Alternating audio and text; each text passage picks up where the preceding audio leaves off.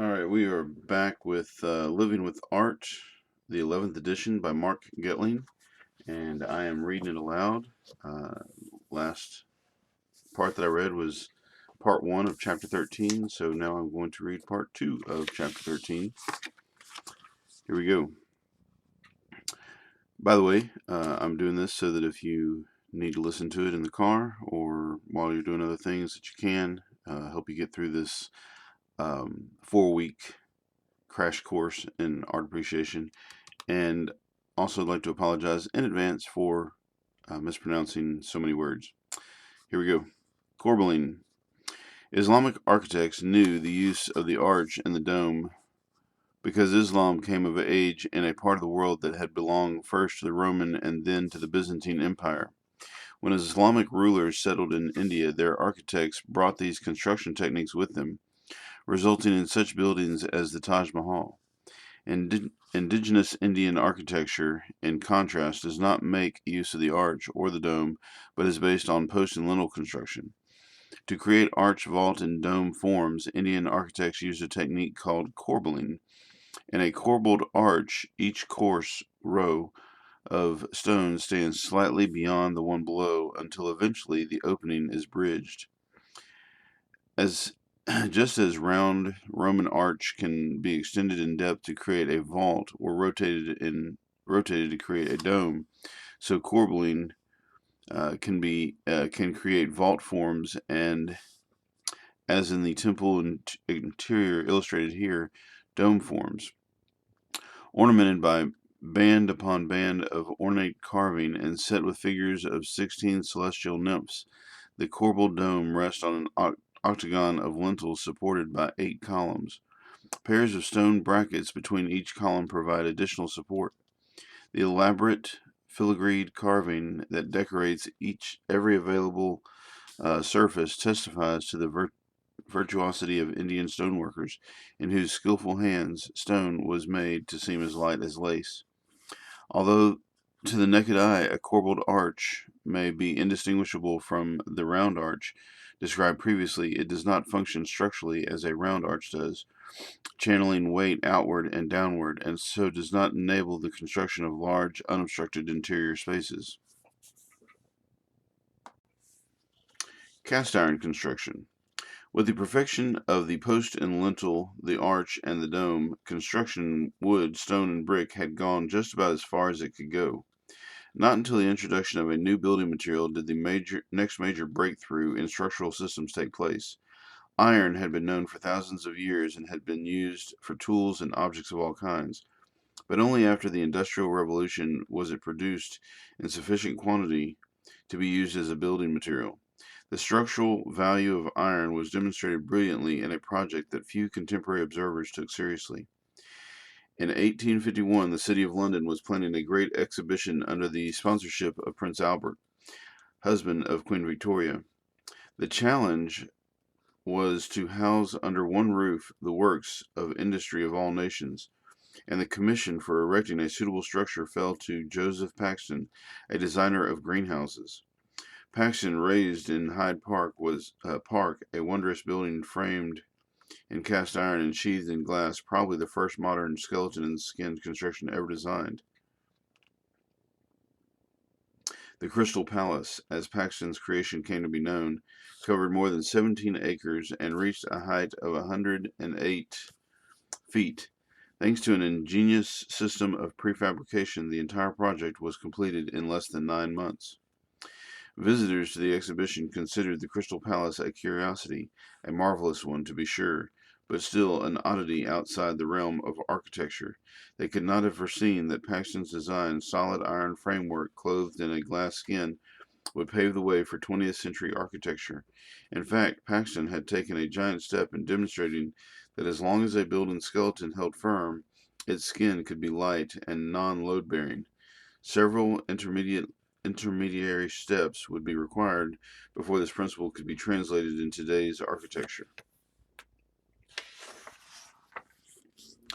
Another bold experiment in cast and iron construction came a few decades later, just across the English Channel, in France, and involved a plan that many considered to be foolhardy, if not downright insane.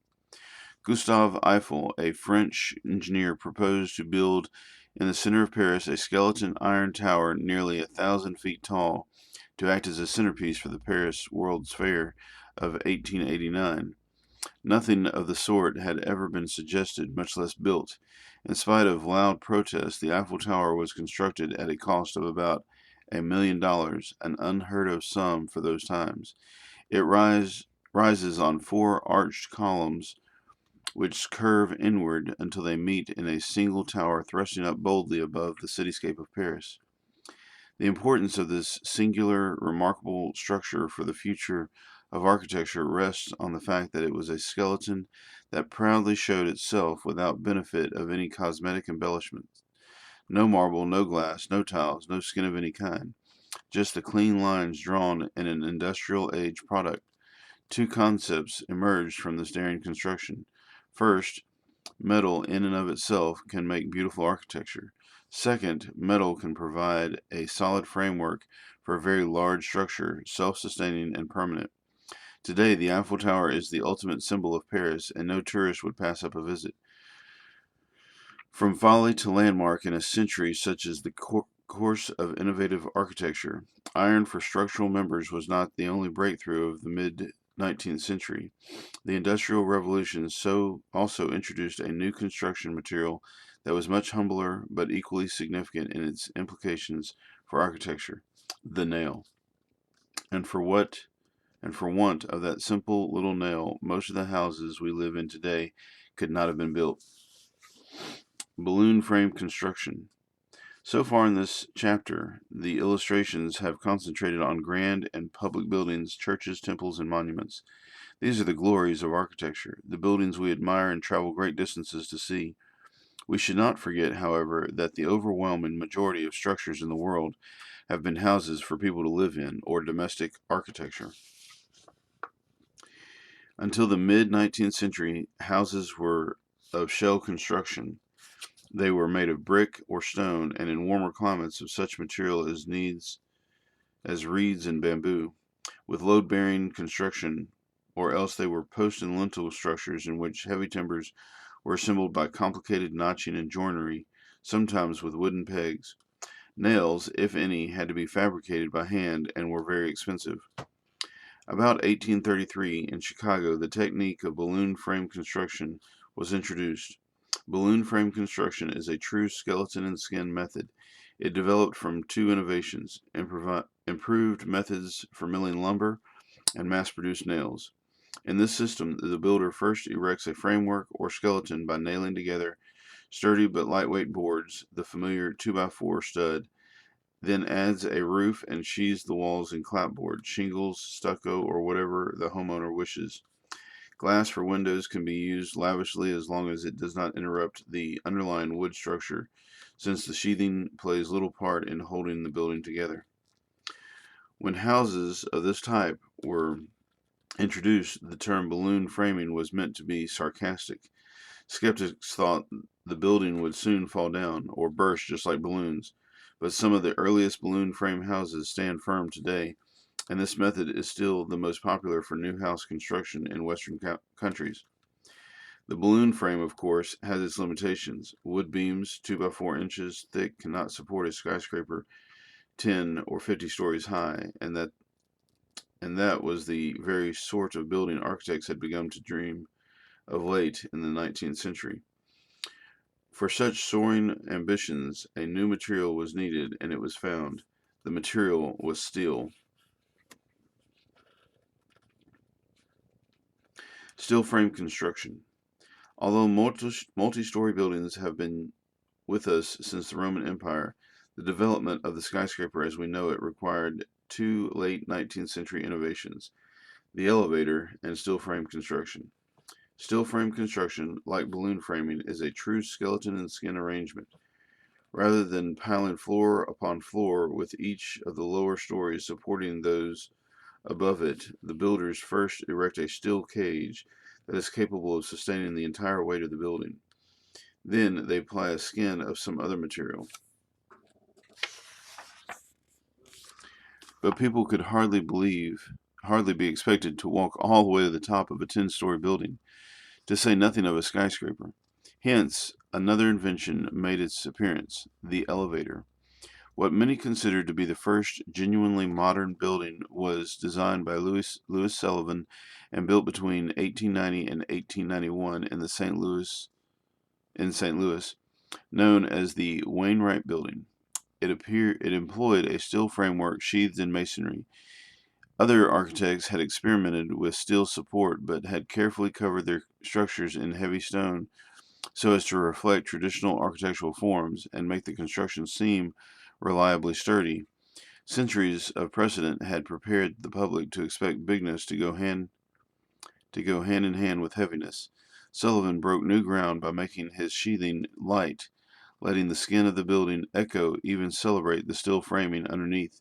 Regular bays of windows on 7 office floors are separated by strong vertical lines, and the 4 corners of the building are emphasized by vertical piers. The Wainwright Building's message is subtle, but we cannot mistake it. The nation had stopped growing outward and started growing up. Sullivan's design looks forward to the 20th century, but it nevertheless clings to certain architectural details rooted in classical history, most notably the heavy cornice, the projecting roof ornament that terminates upward movement at the top of the building.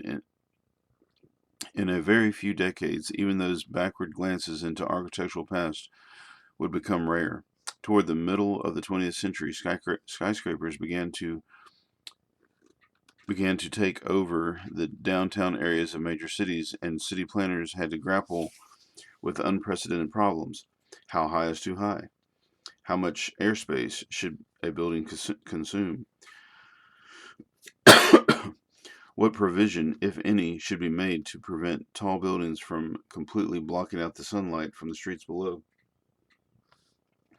In New York and certain other cities, ordinances were passed that resulted in a number of look-alike and architecturally undistinguished buildings. The laws required that if a building filled the ground space of a city block right up to the sidewalk, it could rise only a certain number of feet or stories before being stepped back or narrowed. Then it could rise only a few specified number of additional feet before being stepped back again. The resultant structures came to be known as wedding cake buildings. A few architects, however, found more creative ways of meeting the airspace requirement. Those working in the international style designed some of the most admired American skyscrapers during the 1950s and 1960s.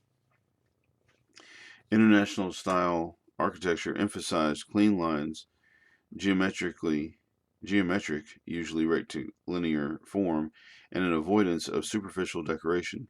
The bones of a building were supposed to show and to be the only ornament necessary. A classic example of this pure style is Lever House. Lever House in New York, designed by the architectural firm of Skidmore, Owens and Merrill and built in 1952, was heralded as a breath of fresh air in the smog of look-alike structures. Its sleek, underslated form was widely copied, but never equaled. Lever House might be compared to two shimmering glass dominoes, one resting horizontally on freestanding supports, the other balanced upright and off-center on the first. At a time when most architects or office buildings strove to fill every square inch of airspace to which they were entitled, both vertically and horizontally, the elegant Lever House drew back and raised its slender rectangle aloof from its neighbors, surrounded by free space.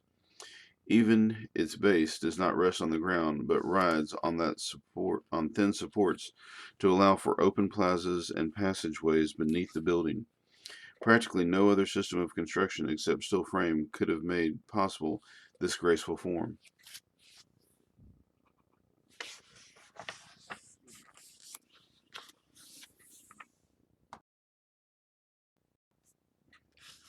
Suspension and cable stayed structures. In the structural systems we have examined thus far, an elevated expanse such as a flat ceiling or a road over a river would be supported from below. Thus, arches support the footbridge on the lower level of the Pont de Garde, and columns support the lintels and stone slab ceiling of the Temple of Luxor.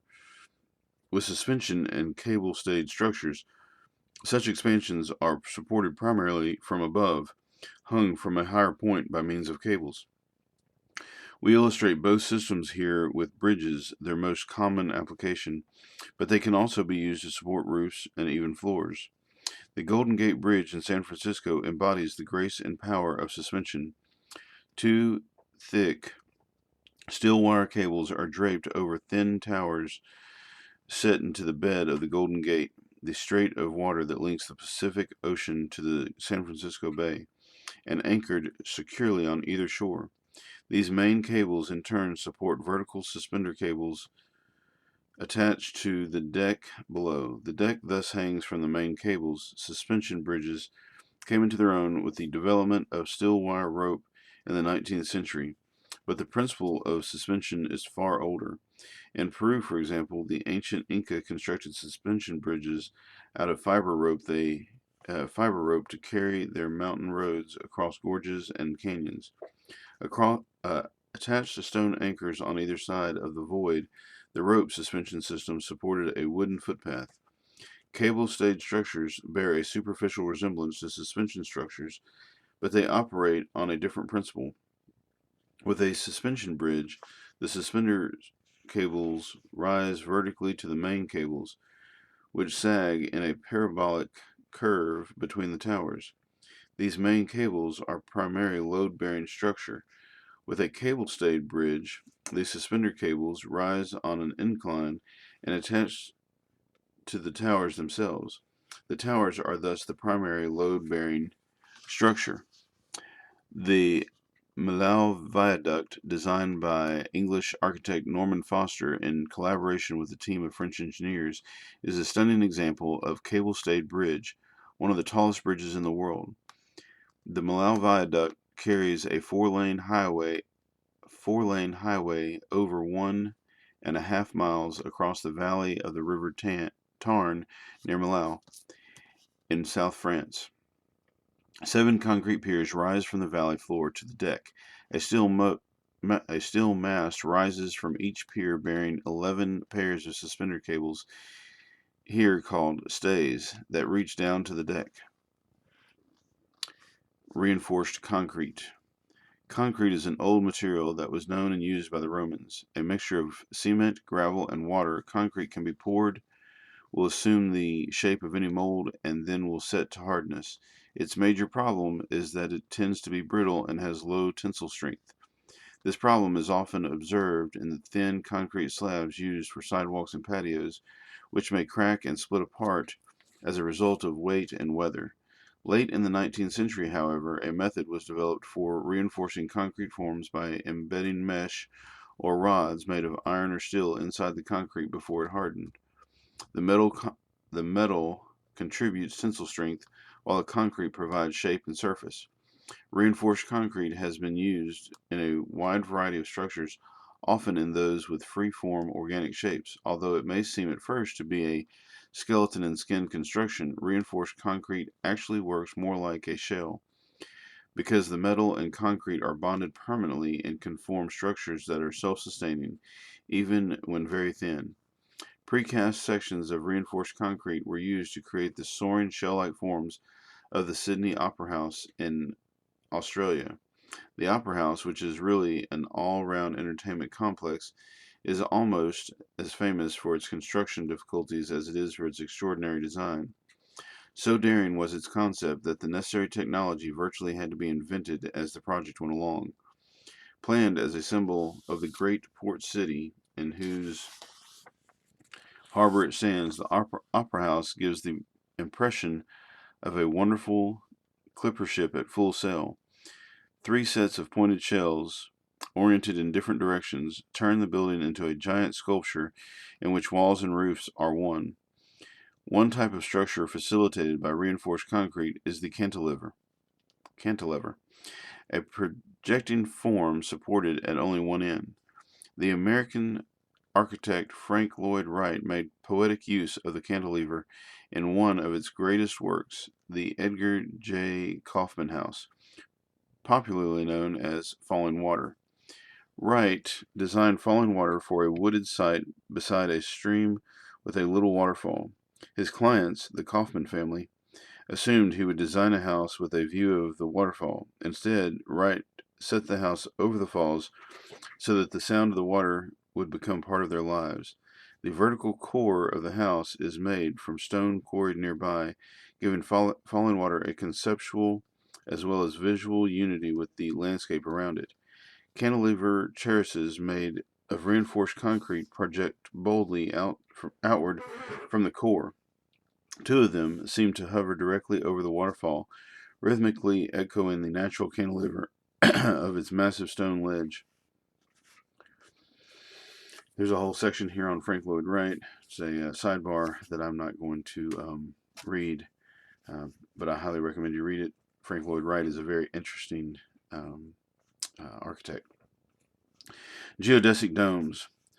All of the structural systems, probably the one that can be attributed to a single individual is the geodesic dome, which was developed by the American architectural engineer R. Buckminster Fuller. Fuller's dome is essentially a bubble formed by a network of metal rods arranged in triangles and further organized into tetrahedrons. A tetrahedron is a three-dimensional geometric figure having four faces. A metal framework can be sheathed in any of several lightweight materials, including wood, glass, and plastic. The geodesic dome offers a combination of advantages never before available in architecture.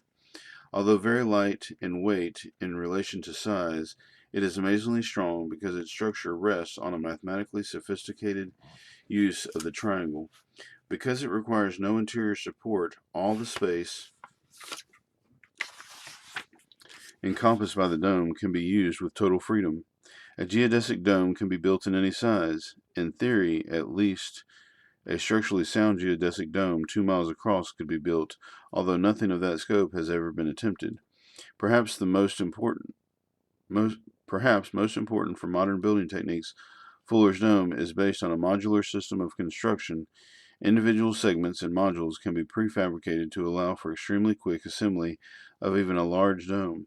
And finally, because of the flexibility and choice of sheathing materials, there are virtually endless options for climate and light control.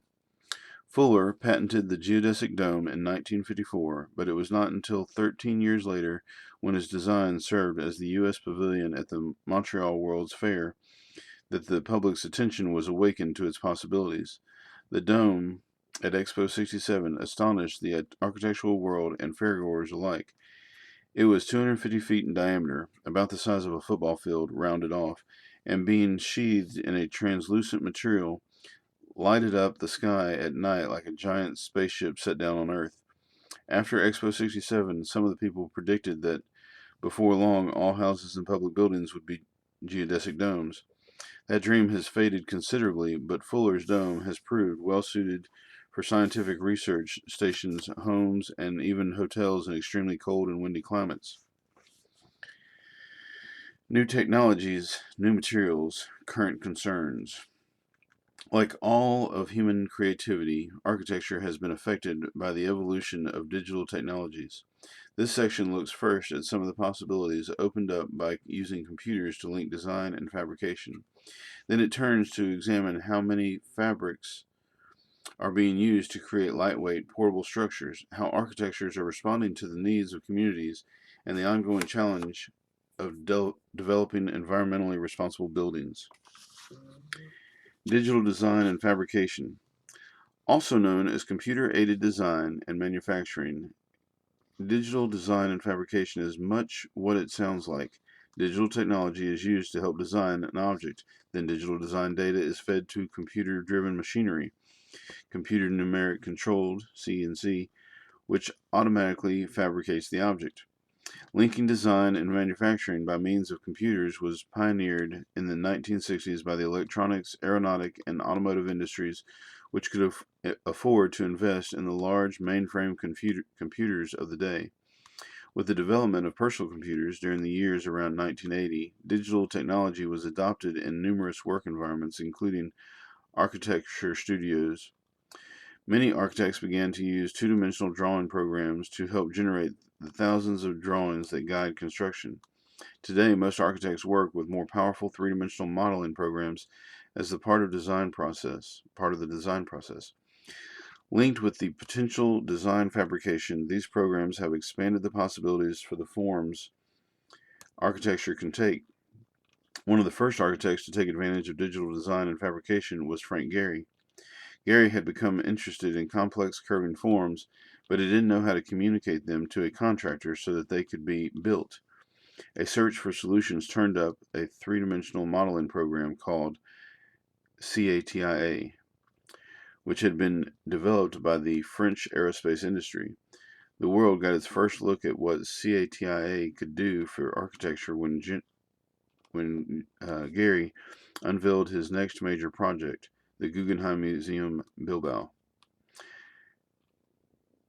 Gehry's design for the building began with gestural sketches on paper and proceeded to the construction of wood and paper model.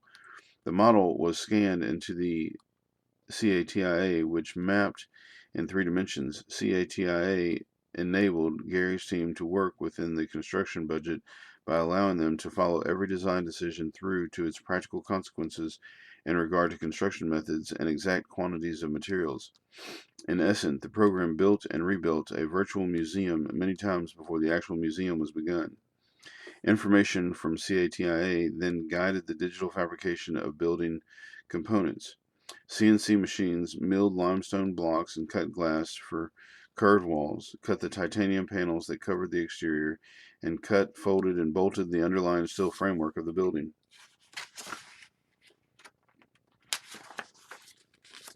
The Guggenheim Museum Bilbao is a satellite museum of the Solomon R. Guggenheim Museum in New York. Another famous museum of modern and contemporary art, the Pompidou Center of Paris, recently opened its own satellite museum in Metz, France. Designed by Shigeru Ban, the Centre Pompidou Metz is another example of the new architectural forms enabled by digital design and fabrication. The most spectacular element of the Pompidou Metz is the undulating white canopy that shelters the center's galleries and atrium spaces. The canopy is supported by a structure made of laminated wooden ribs woven in an open hexagonal pattern to create the wooden structure. The curving geometry of the roof was digitally mapped. Slices were automatically derived to profile the rise and fall of each individual rib, then translated into instructions for CNC wood milling machinery. All in all, some 1,800 double curved segments of wood totaling over 59,000 running feet were individually fabricated to create the structure. Ban took his inspiration for the unusual roof from a Chinese wooden bamboo hat that he had found. Weavers have produced such hats for thousands of years, but only with the development of CAD and CAM technology has an architect been able to imitate them. Fabric architecture. Shigeru Ban's ingenious wooden lattice is covered with Teflon-coated fiberglass fabric. The stain-resistant, self-cleaning membrane is translucent, allowing daylight to filter into the interior. In the evening, when the building is lit from within, the silhouette of the wooden structure shows through the membranes to the outside. The fabric Ban used is a modern invention, but the idea of fabric architecture is an ancient one. Stone Age peoples first made tents of tree branches covered with animal skins as early as 40,000 years ago. Later, as the first cities were raised up, nomadic peoples continued to live in tents. The yurts of Central Asia made of felt over wooden framework, and the tents of Middle Eastern Bedouin peoples made of fabric woven from goat hair are 2 examples of nomadic dwellings with roots in the distant past. Today's interest in lightweight, portable structures and the development of stronger synthetic fabrics have inspired a new wave of fabric architecture. The key to fabric architecture is tension. For fabric to bear weight and resist wind, it must be pulled tense. For that reason, fabric structures are also known as tensile structures or tensile membrane structures. One way to tense fabric is to stretch it over a framework. The most familiar example of this principle is the umbrella. When you open an umbrella, the fabric is drawn taut by slender metal ribs, creating a portable roof that protects you from the rain. The tension of the fabric in turn prevents the ribs from buckling and constrains their movement, allowing them to be much thinner and lighter than they would otherwise need to be. Zaha Hadid's innovative Burnham Pavilion is made of panels of fabric, zipped tight over a framework of bent aluminum and steel tubing. Fabric is stretched over over the inside of the pavilion as well, where it serves as a projection screen for videos. Light-emitting diodes set between the inner and outer fabric skins illuminate the pavilion at night so that it glows in a sequence of colors: green, orange, blue, violet. A product of computer-aided design, the curved form sits lightly on the ground as though it had just touched down and might soon be off again. We could think of Burnham Pavilion as contemporary nomadic architecture. Built on site for a centennial celebration in Chicago in 2009, it was designed so that it could be dismantled after the festival and erected elsewhere as desired. Another way to tense fabric is with air pressure. Anyone who has ever inflated an air mattress will understand immediately how rigid and firm an air-filled structure can be. Air was used as a structural support in the 19th century with the invention of the inflatable rubber tire. The development of synthetic fabrics in the mid-20th century led visionary architects to experiment with inflatable structures during the 1960s. After a lull, inflatable architecture is today ongoing, something of a revival. Designed by Japanese architect Kingo Kuma for the grounds of a museum in Germany, this tea house is an exquisite example of inflatable architecture. The tea ceremony developed in Japan during the 15th and 16th century in the cultural context of Zen Buddhism. Meant to create a moment of tranquility and aesthetic contemplation, to focus the mind and foster awareness of the body, the ceremony was performed in a small space created just for that purpose. A traditional freestanding tea house is made in a simple, rustic style of wood and bamboo, with mud walls and straw thatch roof. It consists of 2 rooms, each with its own entrance, a small room in which a few guests assemble, and an even smaller room in which the host prepares the utensils and the confections that will be served. The doorway is low, so that guests must bend over deeply to enter. The ceiling is also low, and the windows are covered with rice paper, allowing light to filter in while blocking any view of the outside world. Kuma interprets these ideas in a modern way in which he calls breathing architecture. The tea house is made of a double membrane of fine, soft synthetic fabric. Fabric straps connect the inner and outer membranes together.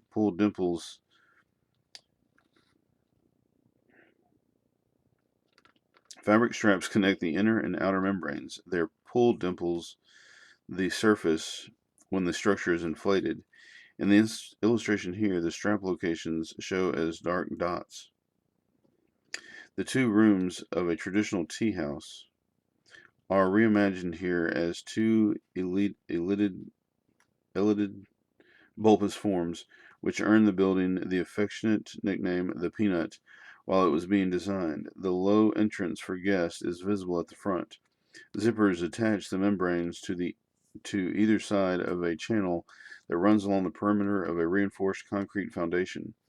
LED lights set in the channel illuminate the membrane at night. During the day, sunlight filters through the translucent fabric. The structure takes only 20 minutes to inflate fully. When a tea master comes to visit, writes the museum director, we carry the shell out to the foundation in good weather, roll the trunk that holds the air pump into the park, and let the tea house unfold before our eyes like a blossom. Architecture and community. Architecture plays an important role in nurturing and sustaining communities. Our sense of having a common life as citizens depend in part on our having public spaces that belong to everyone, places we can enjoy as equals. We need buildings to house the instructions of civic life, schools, courthouses, libraries, and hospitals. And of course, we need dwellings, not only for our individual good, but for the common good of community as a whole. In this section, we look at a public space, a dwelling, and civic building with one twist. Each project not only helps strengthen and sustain a community, but also involved a community to make it happen.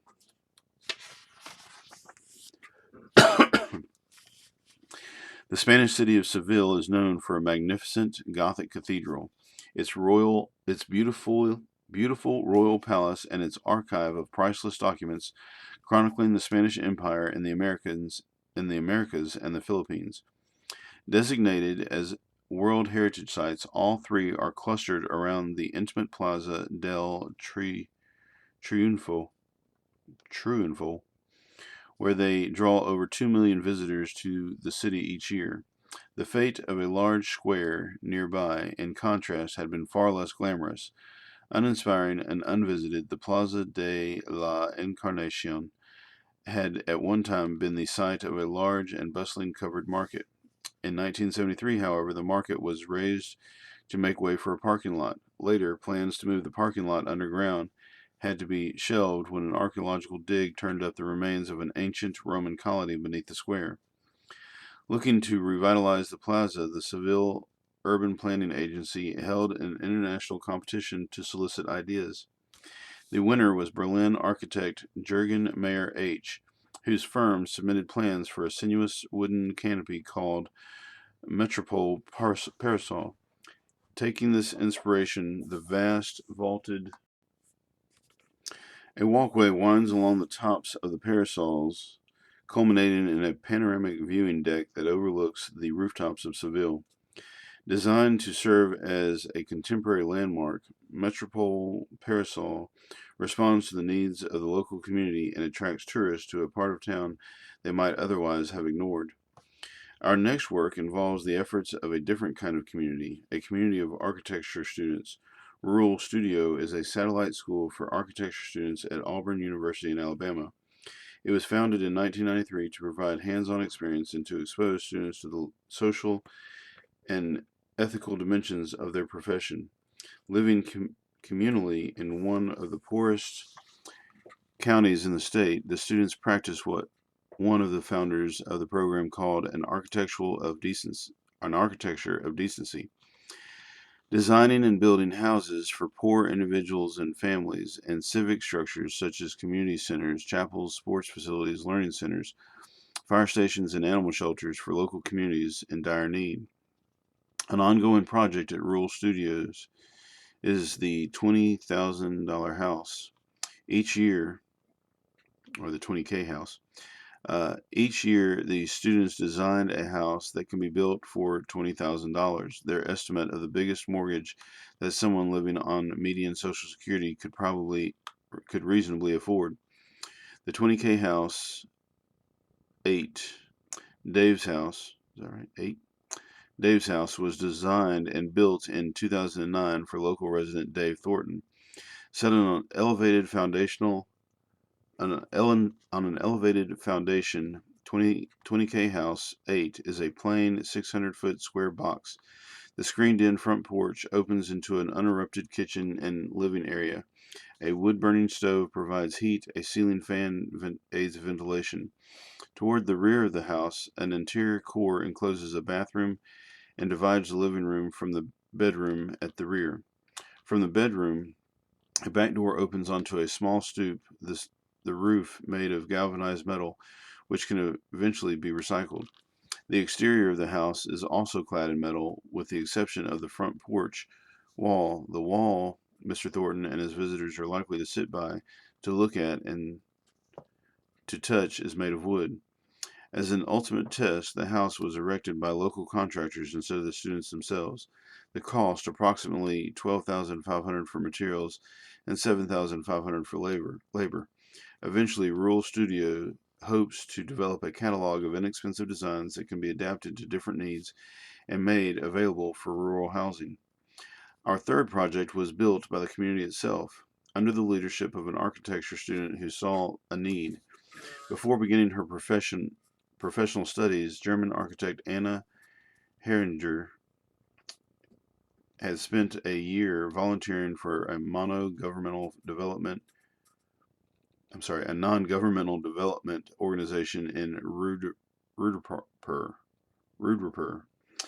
a village in Bangladesh. She returned to Rudrupur regularly as a student, and when it came time for her to develop a master's thesis, she decided to design a building for the village. A comprehensive study suggested that Rudrupur's long-term interest would be best served by a new school, so Heringer set about designing one, hoping that it might be realized. The villagers wanted a school of brick or concrete, materials they associated with progress and viewed as far more stable than their own traditional earthen structures. But Heringer's studies in earth architecture suggested that local traditions needed only to be updated with more sophisticated construction techniques such as a brick foundation, a layer of plastic to protect the mud walls from ground moisture, the addition of straw to the earth mixture for stability, and thicker walls. She designed a building made of bamboo and cob, a mixture of clay, earth, and sand, straw, and water. Her proposal was accepted, and the result of the Medi Handmade School. And her result is the Medi Handmade School, or Metai Handmade School, or METI Handmade School. Working under the direction of Heringer and three colleagues, the villagers built the school by hand. The water buffalo used to mix the cob were the only additional equipment. The thick cob walls of the first story support a lightweight second story made of joined and lashed bamboo. Deep eaves provide a shade and protect the walls from potentially damaging rains. Links of vibrantly colored, locally made fabric hang in the doorways and line the bamboo ceiling. Villagers can maintain the school themselves using the skills they learned while constructing it.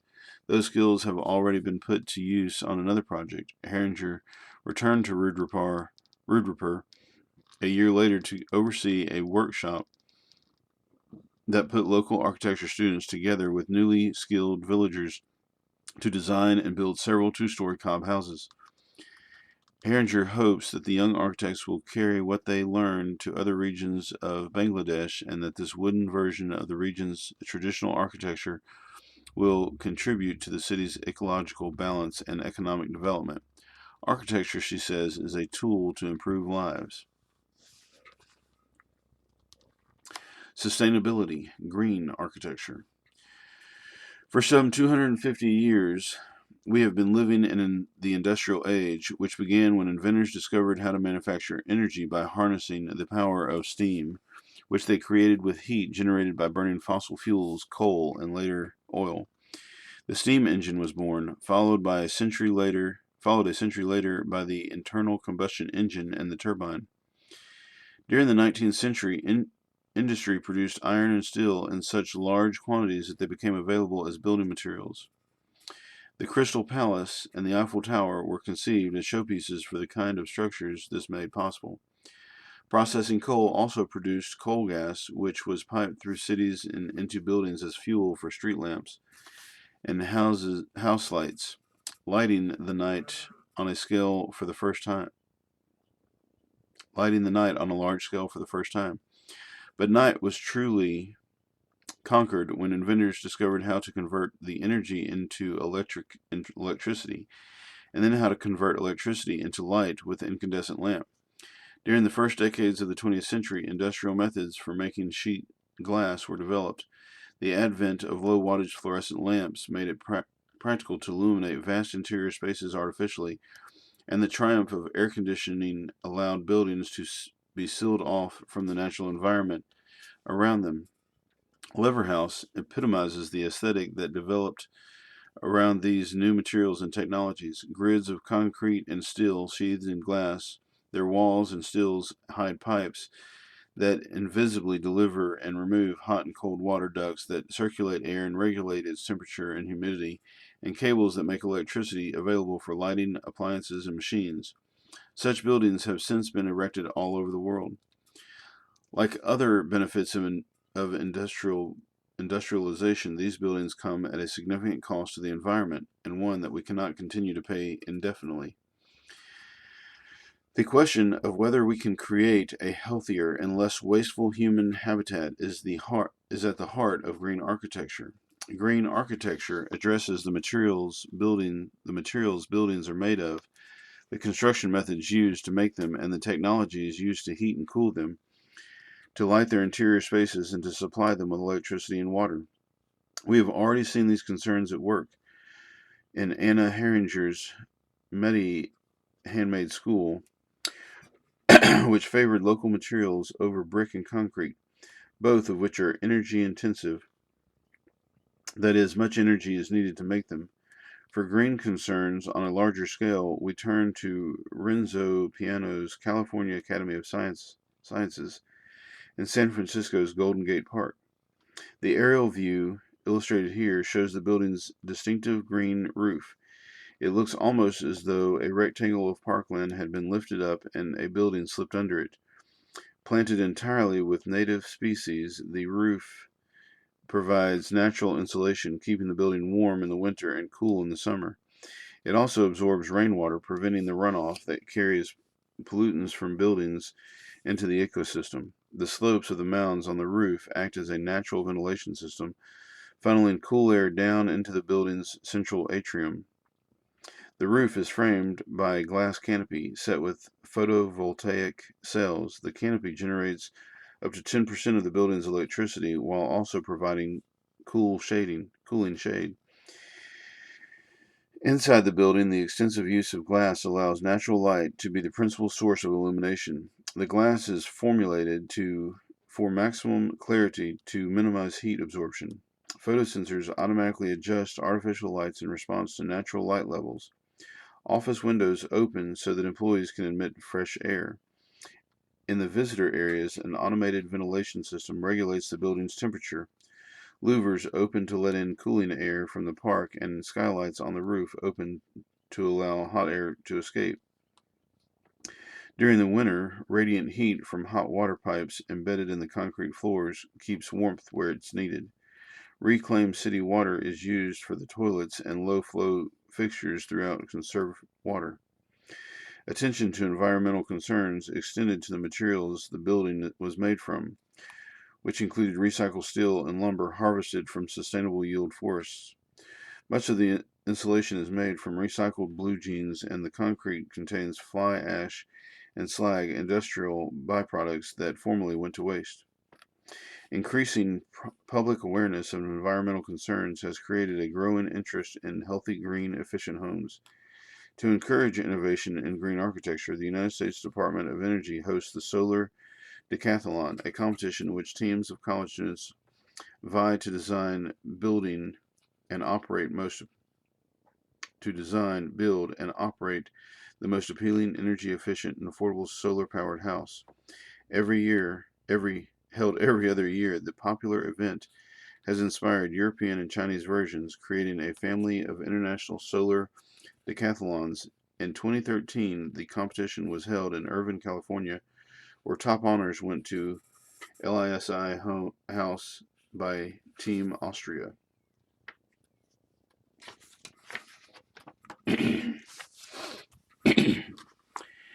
Designed as a dwelling for two people, Lisi, for living inspired by sustainable innovation, was quickly assembled on site from prefabricated components scaled to fit neatly into standard international shipping containers.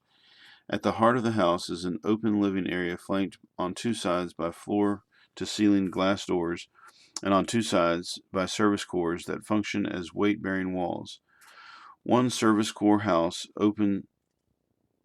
an open kitchen and numerous storage cupboards. The other, visible in the photograph, houses a bedroom, a bathroom, and a utility room for automated systems that run the house. The glass doors open into two patios north and south, effectively doubling the amount of living space when the weather permits. The entire plan, patios, living area, core units, and entrance ramp, is crowned by a cornice that supports a white textile facade Filtering sunlight like a veil of foliage, the facade is essentially a wraparound curtain that can be adjusted to enclose the house completely, shade selected areas as desired, or open the house to the world. LISI house generates more energy than it needs from photovoltaic panels hidden on the roof. The efficient air-water heat pumps provide hot water for domestic use and hot and cold water for space heating and cooling. The heating and cooling water is piped into multifunctional systems beneath the floor that regulate the indoor climate, adjusting the temperature and providing fresh air. An energy recovery ventilation unit acts as a heat exchanger between exhaust air and fresh intake air to keep the living spaces comfortable and healthy. Automated screens and awnings provide shape to help maintain cool temperatures. An innovative shower tray recovers thermal energy from drain water through a heat exchanger, significantly lowering the net amount of energy used for daily hygiene. Everything happens invisibly, leaving the occupants to enjoy the handsome wood interior and generous outdoor spaces.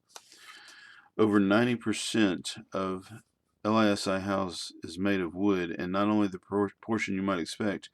In an effort to utilize every part of the tree, Team Austria uses an insulation material made from wood fiber and cellulose and manufactured the chairs from bark. Wood is a renewable resource and our only carbon neutral construction material. That is, the energy needed to transform trees into lengths of lumber is offset by the carbon dioxide that trees absorb as they grow. Often used for houses, it has always been considered too weak to support a large multi-story building. Lately, however, environmental concerns have inspired architects to take another look at the potential wood for larger structures. One prominent advocate of wood construction is Michael Green, an architect in Vancouver, British Columbia. His recent completed Wood Innovation and Design Center was conceived as a showcase for the structural potential of timber rising to a height of 97 feet. It is, as of this writing, the tallest all-timber building in North America. The key to endowing wood with enough strength to replace steel is concrete is lamination, the gluing together of multiple thin layers to form one thick one. Plywood is a familiar type of laminated wood product. Less familiar are cross-laminated timber, laminated strand lumber, laminated veneer lumber, and glue laminated timber. Collectively, these and other engineered wood products are known as massive timber or mass timber. In the Wood Innovation and Design Center, mass timber serves for beams, flooring, and walls. With the exception of the ground floor slab and mechanical elements in the penthouse, there is no concrete in the building at all. Green purposefully kept the design simple so that it could be replicated by other architects and engineers. The Wood Innovation and Design Center is 8 stories tall, but far taller buildings are possible. In 2012, Green published a system for constructing mass timber towers in seismically active areas such as Vancouver. His feasibility study projected towers up to 30 stories in height, but we stopped at 30 stories only because at the time that was considered so beyond the comprehension of the public, he says. Since the dawn of architecture, wood has been virtually the only organic material widely used for construction. Some architects believe that one path to a sustainable future lies in using biological or bioengineering systems to manufacture new organic building materials. An architect involved in this line of research is David Benjamin, head of the Living Architecture Lab at Columbia University in New York City and co-founder of The Living, a research and design studio. Benjamin recently got an opportunity to put some new ideas into practice when The Living was selected as the winner of the Young Architects Program, an annual competition sponsored by the Museum of Modern Art and MoMA PS1, its affiliate institution. The Young Architects Program was founded to encourage and showcase innovation in architecture, working within guidelines that address environmental issues such as sustainability and recycling. Each year's winner must construct a temporary outdoor installation in the courtyard of MoMA PS1. that will provide shade, water, and seating for visitors. The living responded with a circular tower called Hi-Fi. Hi-Fi was built with organic bricks made from chopped corn husks and mycelium, a living mushroom root material. Packed into a mold, the mixture self-assembles in a few days into a lightweight object. When it is completely dry and ready to use, the molds used to form the bricks for Hi-Fi can be seen at the top of the tower, made of a new daylight mirror film developed by 3M Company. They serve to reflect sunlight down into the interior. While it was used, Hi-Fi created an agreeable microclimate by drawing in cool air at the bottom and pushing out hot air at the top. Irregularly spaced openings between the bricks cast shifting sunspots on the walls and floor. When the installation was taken down, the molds were returned to 3M for use in further research, and the bricks were sent to be composted. Hi-Fi is the first sizable structure whose construction involved almost zero carbon emissions. It arose from the earth and returned to the earth. It was a temporary building material. It was a temporary building and now belongs to the past, but the ideas behind it will carry into the future. And that is the end of chapter 13. I will try and do a video where I read chapter 14 later. Thanks for listening.